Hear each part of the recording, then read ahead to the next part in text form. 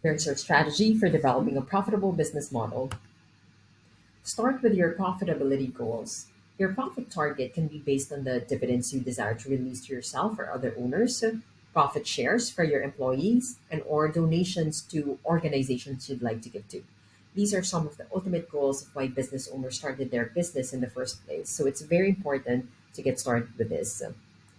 And then you work your way backwards as you crunch the numbers on your finance sheet. Add your expenses. This should include your desired salary, which should be different from the portion of the profit you take home. Add taxes as well until you get to the target revenue. I'm simplifying it here, but the idea of starting with your personal financial and impact goals that the business will provide makes everything realistic for you.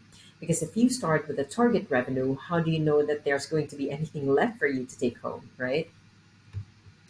One of the biggest reasons why business owners quit running their business is because it's not benefiting them like an opportunity elsewhere would. Second, redefine your dream customer.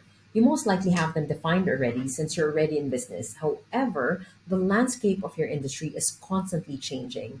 Another possible scenario that you could be in is that you have clients, maybe lots of them, but you are experiencing a lot of resistance from them no matter how well you deliver to them. And that could be because they are just not the right customers to work with.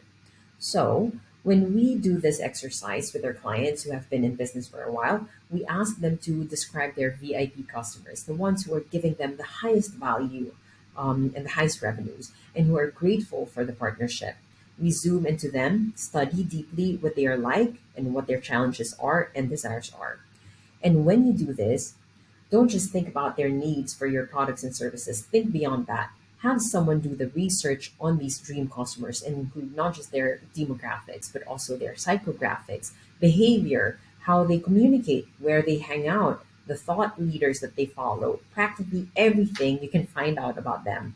As they say, successful businesses know their customers better than those customers know themselves. So, third, build your value ladder.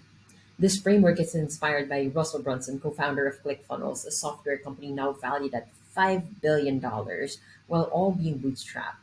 The value ladder is your plan for how you will ascend your dream customer from buying from you your lowest priced offer to your highest priced offer.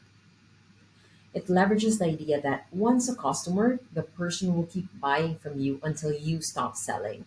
And this framework applies to any kind of business: B2B, B2C, SaaS, business services, products, whatever. So, here's what a value ladder looks like for a professional training company. For this example, let's call the company Top Tier and its dream customer, Greg, who runs an independent community of insurance agents.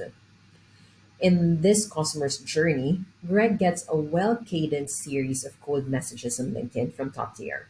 He then books a complimentary sales coaching session. That's the first tier of the value ladder.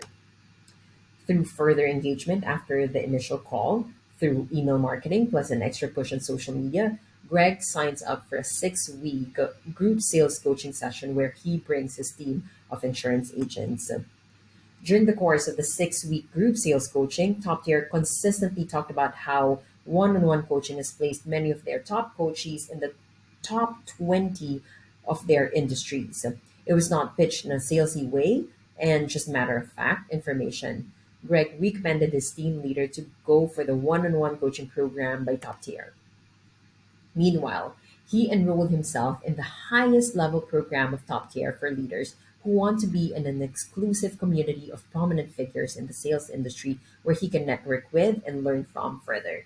Every time Greg ascends the value ladder, the value he gets increases and the investment he makes also increases. Fourth and the last in this business model strategy is your offer. More often than not, businesses push their products and services. So in most cases, consumers perceive these products and services as commodities. And regardless of the product or service's differentiating factor, the business ends up competing in price. So, how can you set what you sell apart? Create an offer. An offer in this case is a stack of the various products and services that you can offer a particular customer segment.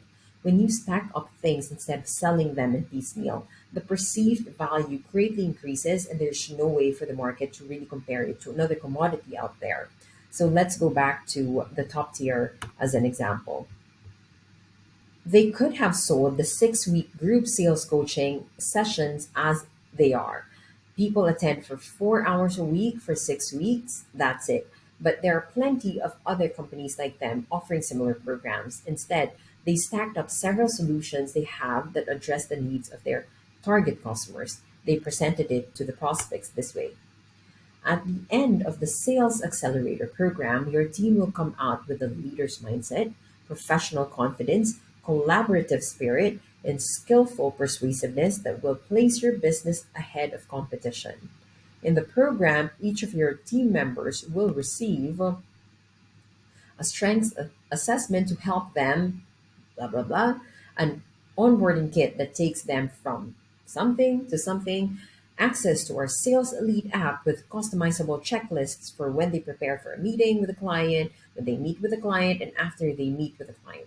A LinkedIn profile booster kit that shows them how they can easily revamp their profile to da da da, a highly interactive 6 week group sales coaching session that provides them with very important knowledge on sales psychology, preparation, persuasion, etc.